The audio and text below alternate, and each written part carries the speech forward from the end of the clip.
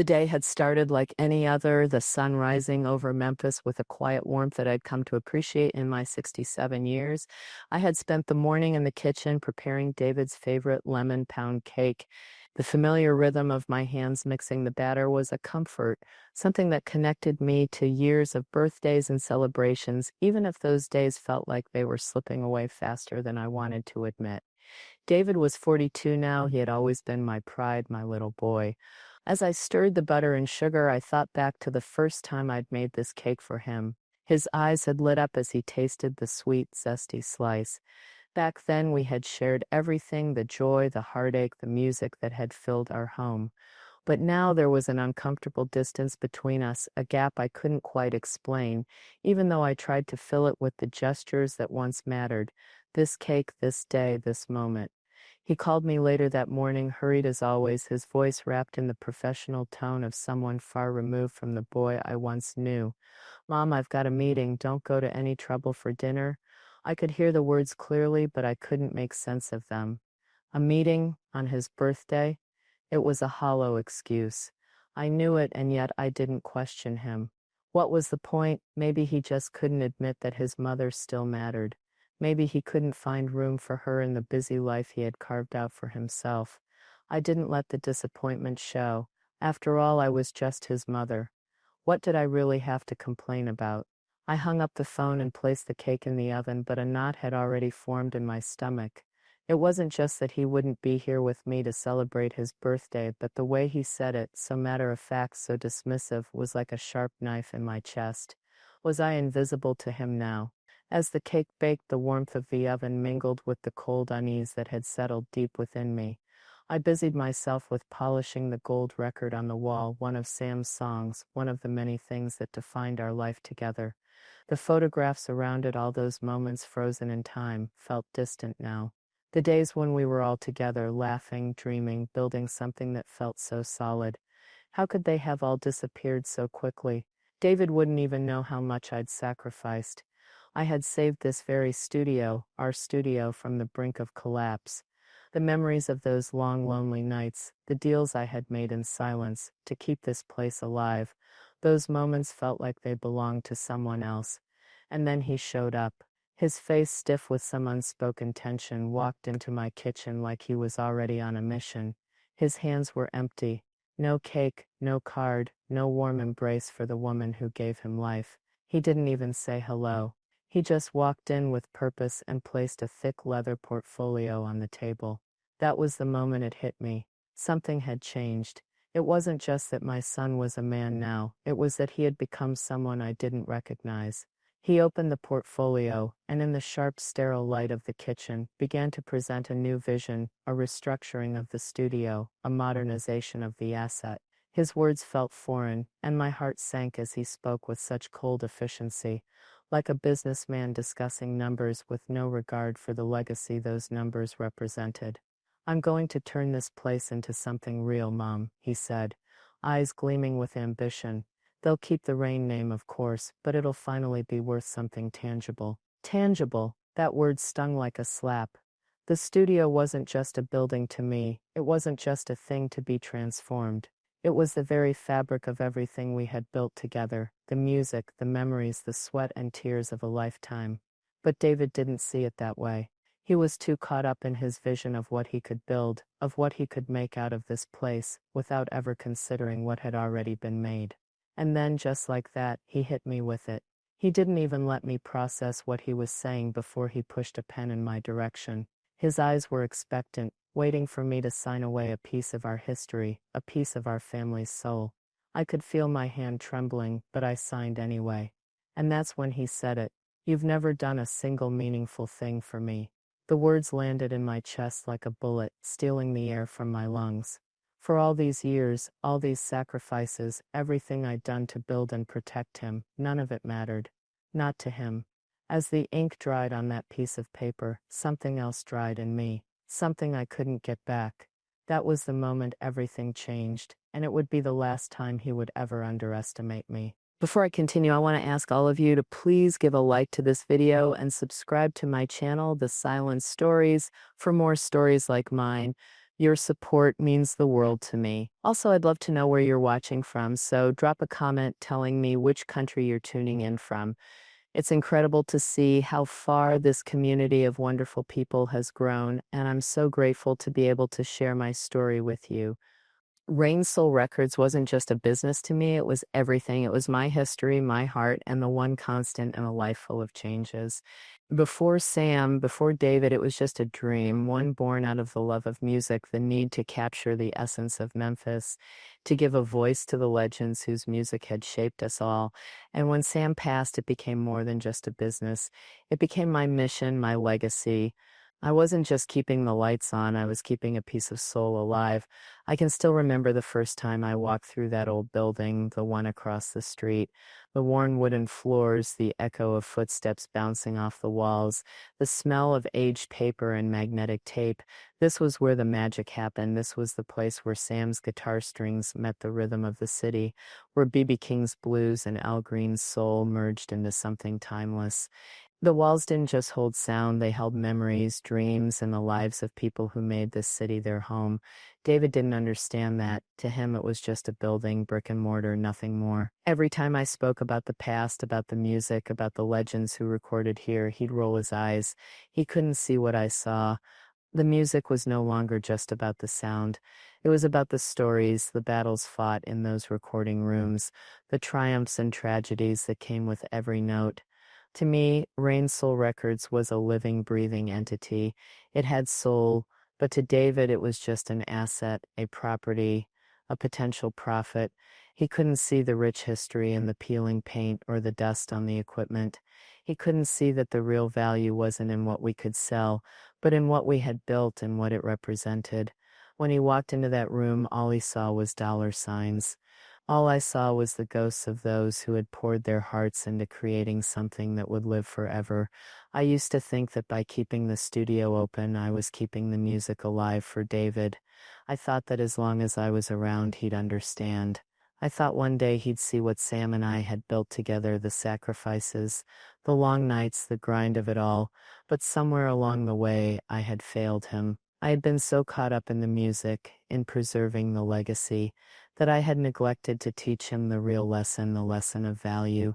I used to believe that family, love, and legacy were enough to sustain us. I thought that the soul of this place, this sanctuary, would be enough for him to see the truth, but it wasn't. And when he walked into my house that afternoon with that cold portfolio, I realized it wasn't just the studio that was in jeopardy. It was our entire history, our shared past, the blood, sweat, and tears that had gone into building something that wasn't just for profit, but for the heart and soul of Memphis itself. And that's when I knew it wasn't enough to just protect the studio anymore. I had to protect myself. I had to protect the very essence of who I was, and what I had built not just for David, but for me, because if I let him tear this down, there'd be nothing left. The music would be gone, and so would I. As I looked out the window that day, I realized that the building across the street wasn't just a studio anymore. It wasn't just the walls, the equipment, or the records. It was my life's work, and it was under threat from the one person who should have understood it the most. My own son. I had always been proud of David, proud of how he could walk into a room and command attention, how his mind worked in ways I never could quite understand. From the moment he was born, I had tried to give him everything, my time, my love, my sacrifices. I thought that was enough. I thought that he would see what I had done for him, for us, and one day carry it forward. But that day when he walked into my kitchen with that leather portfolio in hand was the moment everything shifted. David had always been ambitious. I'd seen it in him since he was a child. But ambition unchecked by understanding or humility can be a dangerous thing. And what I was witnessing in that moment wasn't just ambition, it was disrespect, a complete dismissal of everything I had worked for. When he laid out the plan, his plan before me, the words blurred. It wasn't the specifics of the restructuring that stung. No, it was the coldness in his voice, the way he described my life's work as if it were just a crumbling asset to be sold off. His eyes didn't hold the warmth of a son trying to make things better for his mother.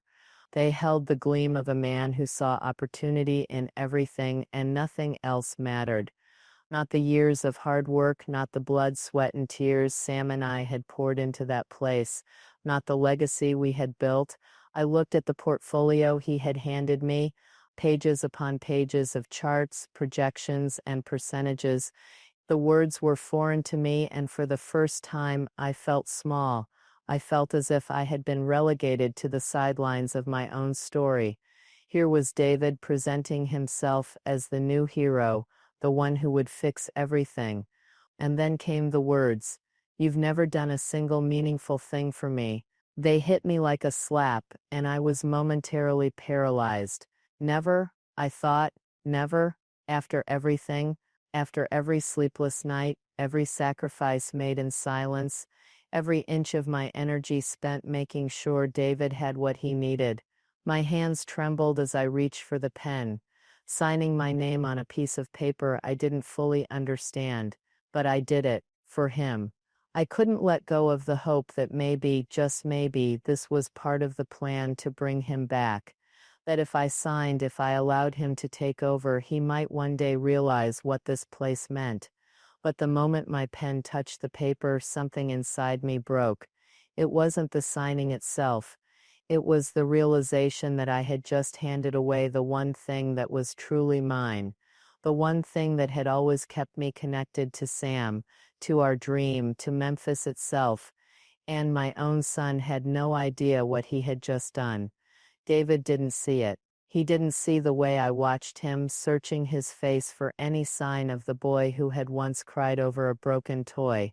He didn't know the truth I had kept buried for so long, that everything I had done for him, every sacrifice, every decision made for his future, was done out of a deep, unwavering love. But he couldn't see that. He was too busy with his own vision, his own plans. And when he walked out of my house that day, that was the moment I understood. He wasn't the son I had raised. He was a stranger who had walked into my life, taken what he wanted, and left without a second glance. It was the betrayal that shattered me, the loss of my son's respect, his trust, and the realization that I had been invisible to him all along. I had given him everything, and in return he had turned my life's work into a transaction, a cold, heartless deal that had no room for love, for family, for legacy, just numbers on a page. I didn't cry when he left. Instead, I stood in my kitchen, staring at the remnants of the cake I had made for him, and realized something. The man who had walked out of my door was no longer my son. The boy I had raised was gone, and in his place was someone I didn't recognize, someone I feared I would never be able to reach again. I'd always believed that sacrifice was a mother's job, part of the unwritten, unspoken contract between parent and child. But somewhere along the way, I started to understand that the sacrifices I made weren't just for him, they were for me too. I never talked about the late nights spent at that kitchen table, balancing the books, figuring out how to make Rain Soul Records survive.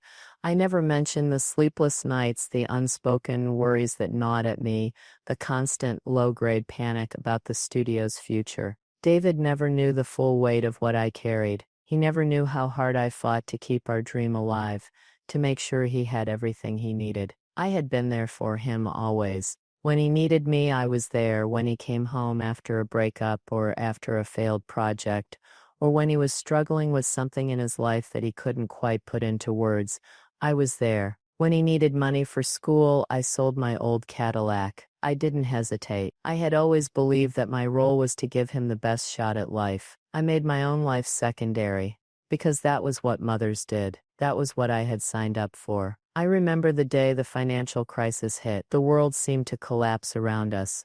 Businesses closing, families losing everything. Rain Soul Records was on the brink. I was watching everything I had built, everything Sam and I had worked for, slip through my fingers. And David, he was busy with his great ideas, chasing one startup after another that never went anywhere. He never saw the fear in my eyes, the way I had to sell pieces of our catalog just to make sure the studio could keep running, just to keep a roof over our heads. Those songs were our legacy. Those songs were our history, and I had to let them go. I didn't tell him. I didn't say a word about the way my heart cracked each time I signed another deal, letting go of something that had belonged to us. Because in my mind it was worth it. I was doing it for him, for his future, for his chance to build something that would last. And when he told me that I had never done anything meaningful for him, it felt like a weight I couldn't lift. All the sacrifices, all the nights I had stayed up worrying about the bills,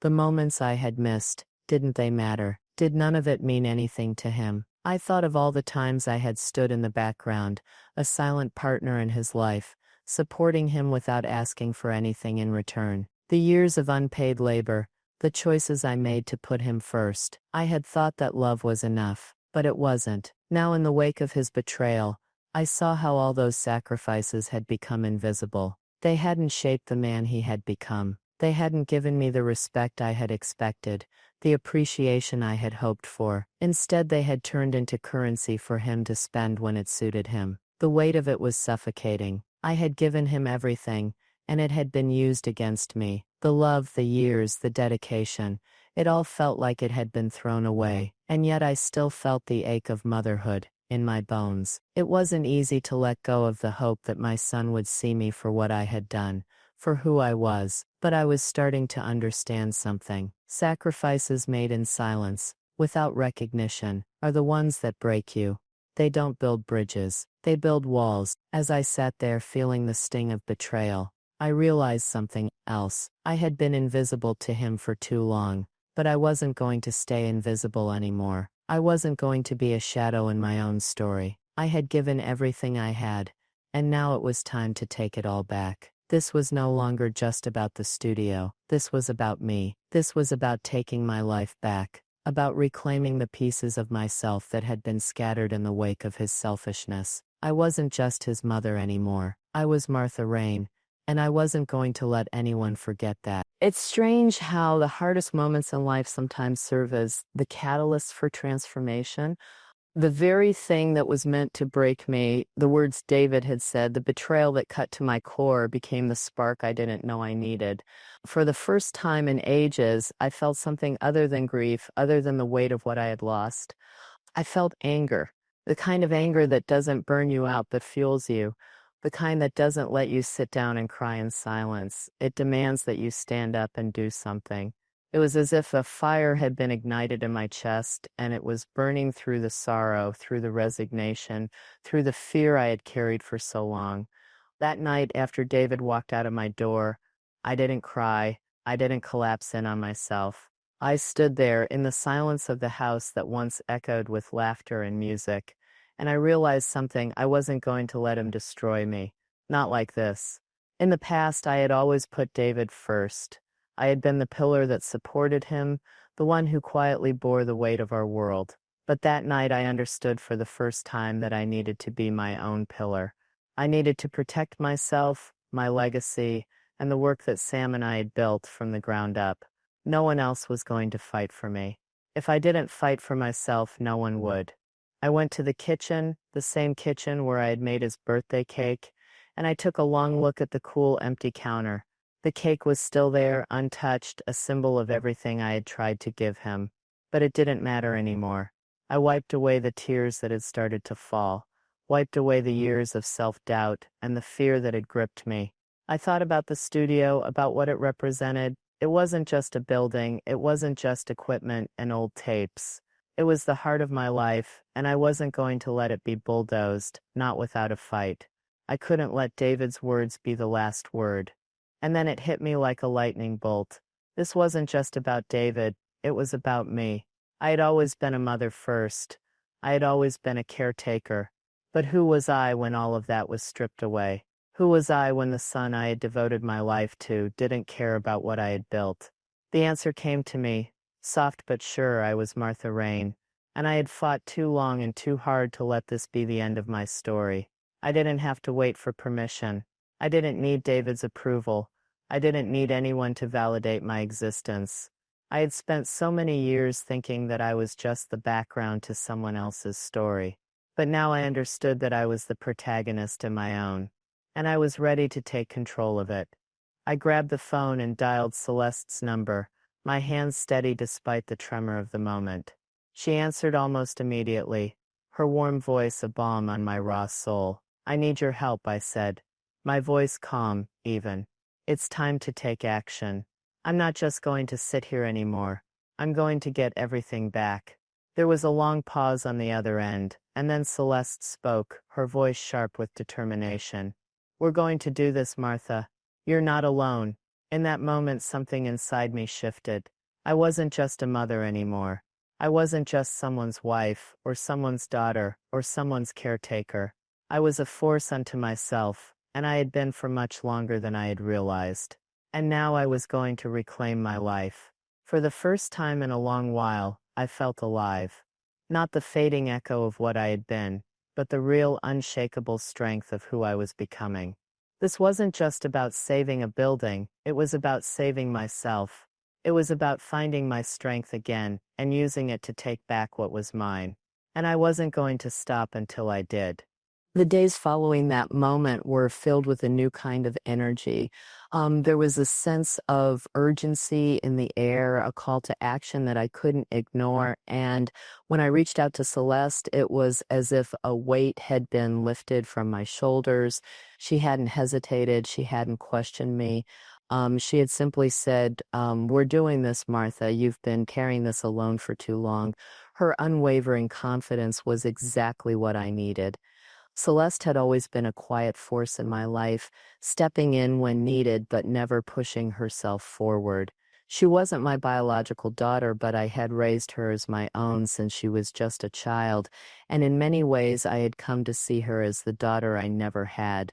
Her father, Sam's closest friend, had passed away years ago, and from the moment Celeste entered my life, she became an essential part of our world. But her loyalty, her determination, it was something I'd never expected. We met at the Four-Way Grill, a small yet significant place in Memphis. It wasn't just a restaurant to me, it was a landmark, a place where history was made, where conversations changed the course of the world, and it was there in the comfort of those old booths that we would begin to rebuild mine. Celeste arrived in her usual composed manner, dressed in a sharp navy blue suit that contrasted with the warmth of the room. She was all business, yet there was something in her eyes, something personal, something that said she was more than just a financial consultant today. She was my partner, my ally in this war, and I knew right away I couldn't have asked for anyone better by my side. We didn't waste time with pleasantries. After the waitress had taken our order and poured us glasses of iced tea, Celeste placed a leather-bound notebook on the table. It was an elegant piece of work, the kind of notebook that looked as though it had been made for moments of decision, for moments of clarity. "I've been going through everything," she said, her voice steady but firm. "We need to be prepared for what's coming, Martha. And we need to be smart." I nodded. Smart. That was the key. I had always made decisions based on gut feeling, based on the heart and soul of things, but now I had to think like a strategist, and Celeste was the strategist I needed. She opened the notebook and began laying out the plan, each step more calculated than the last. There was no room for emotion in her voice, no pity or sentimentality. She was here to win, and she had the tools to make it happen. "We need a lawyer," she said simply, her gaze meeting mine. "Not just anyone. We need someone who knows how to handle this kind of situation, someone who will see this through, no matter what it takes." She wrote down a name on a piece of paper and slid it across the table. "This is who we'll contact. He owes me a favor, and I trust him. We'll need to take action quickly." I looked at the name, feeling the weight of the situation settle in. This wasn't just about a real estate deal gone wrong. This was about my son's betrayal, about reclaiming what had always been mine. But Celeste wasn't done. She paused, letting the silence stretch out between us before speaking again. "We're going to need to audit everything," she continued, her voice gaining strength. "Every account, every asset. We're going to follow the money trail, and we're going to make sure David knows we're serious." I couldn't help but feel a surge of pride as I listened to her. Celeste wasn't just backing me up, she was leading the charge. She was taking the reins and guiding me in a way I never could have imagined. The weight of her support was more than just practical, it was emotional. She believed in me, she believed that I could win this fight, and for the first time in years, I believed it too. It wasn't just about taking back the studio, it wasn't just about business, it was about reclaiming my own life, my own worth, my own dignity. It was about standing up and saying, "I matter." Celeste had shown me something I hadn't realized I needed, someone who would not only fight for what was right, but also believe in me enough to see it through. In that moment, I knew that whatever came next, I wasn't going to face it alone. The fight was just beginning, but with Celeste by my side, I felt like I had a fighting chance. And for the first time in a long time, I wasn't just a mother grieving a loss, I was a woman on a mission. The days after Celeste's visit to the four-way grill were a blur of motion, of phone calls and paperwork, of small victories that laid the foundation for a much bigger battle. It wasn't just about the studio anymore, it wasn't even about David. It was about me, about reclaiming the power that had slipped through my fingers while I'd been too busy caring for everyone else. I stood in front of my bedroom mirror one morning, smoothing the navy blue sheath dress over my frame, and for the first time in a long time I didn't see the reflection of a mother who had given everything away. I saw the reflection of a woman who had fought and lost, and was now ready to fight again. The heavy weight of the past few weeks settled on my shoulders, but it wasn't an oppressive weight anymore. It was a banner that I carried with pride. I had everything to lose and everything to win. The first step was getting the right lawyer. Celeste's contact, Mr. Caldwell, was sharp, decisive, and respected. The moment I spoke with him, I knew this was a man who understood the power of leverage and knew how to use it. He didn't mince words. He understood that I wasn't just fighting for property or assets.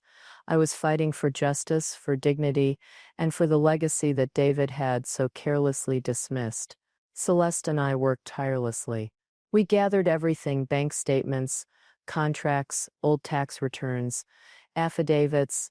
The numbers and documents that had once felt like a maze now began to make sense. Each page, each fact, was a piece of the puzzle, and slowly a clear picture emerged.